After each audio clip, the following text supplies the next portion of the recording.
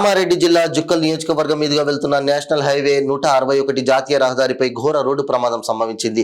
పెద్ద కోడక్పల్ మండలం బేగంపూర్ గేట్ వద్ద రోడ్డు దాటే క్రమంలో ద్విచక్ర వాహనాన్ని హైదరాబాద్ నుండి బెంగళూరు వైపు వెళ్తున్న ఫార్చునర్ వాహనం అతివేగంగా ఢీకొనడంతో ద్విచక్ర వాహనంపై ప్రయాణిస్తున్న మానేపూర్ గ్రామానికి చెందిన రియాజుద్దీన్, శాంతాపూర్ గ్రామానికి చెందిన శివరాం అనే వ్యక్తులు అక్కడికక్కడే మృతి చెందారు.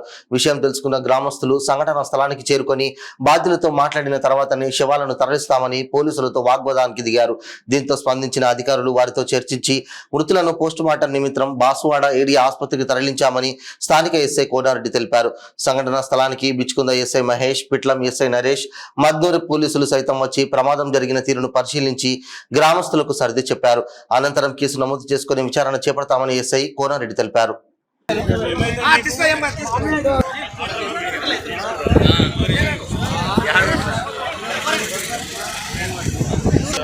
మేడం దగ్గర పోయింది.